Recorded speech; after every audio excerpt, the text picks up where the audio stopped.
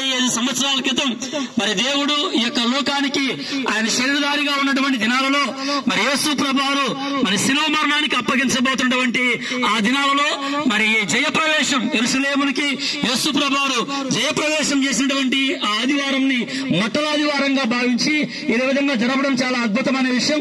అయితే యేసు ప్రభువారు కలవారి శిలువలో మనందరి కొరకై బలియాగమైపోయి ఆయన సమాధి జయించి తిరిగి 3వ రోజున ప్రభు లేచినట్లుగా మనం చూస్తాం ప్రియ దేవుని బిడ్డలారా. అయితే ఈ యొక్క మధ్యాహ్న కాల సమయంలో ప్రభు యేసుక్రీస్తు వారు ఈ లోకానికి ఎందుకు వచ్చారనేటువంటి ఆ ఉద్దేశాన్ని మనం అందరం అర్థం చేసుకోవాలి. నశించిన దానిని వెతికి రక్షించడానికి మనుష్య కుమారుడైన యేసుక్రీస్తు ప్రభువారు భూలోకానికి రావడం జరిగింది. అంటే ఇంకా ఎవరైతే పాపములో ఉన్నారో, ఇంకా ఎవరైతే నామకార్థంగా భక్తి చేస్తా ఉన్నారో, ఇంకా ఎంతమంది అయితే యేసు ప్రభువారు ఈ భూలోకానికి వచ్చి కూడా కొన్ని వేల సంవత్సరాలు అవుతా ఉంది, ఎప్పటికీ మారు మనసు పొందకుండా ఉన్నారు. ఇది మిక్కిలి అనుకూల సమయం, నేడే రక్షణమని బైబిల్ చెప్తా ఉంది. ఇదిగో ఇలాంటి మట్టలాదివారపు ఆరాధనలు ఎన్నో గడిచిపోయినాయి మన జీవితాల్లో. ఇంకా ఎంతకాలం దేవుని నమ్ముకోకుండా ఉంటారు, ఇంకా ఎంతకాలం మారు మనసు పొందకుండా ఉంటారు, ఇంకా ఎంతకాలం యేసు ప్రభువుని సొంత రక్షకునిగా అంగీకరించకుండా ఉంటారు. దేవుని బిడ్డలారా, ఈ యొక్క మంచి మధ్యాహ్న కాల సమయంలో దేవుడు మీతో మాట్లాడుతూ ఉన్నాడు.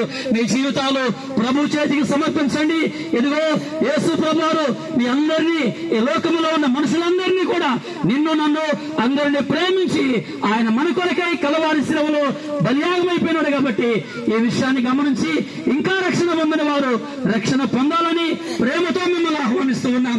రక్షించబడి మరి ఆత్మీయంగా ఉన్న వాళ్ళైతే ఆయన రాకడ కొరకై ప్రతి ఒక్కరూ సిద్ధపడాలని ప్రేమతో మనవి చేస్తూ నా మాటలు ముగిస్తూ ఉన్నాను. ప్రార్థన చేసుకుందాం.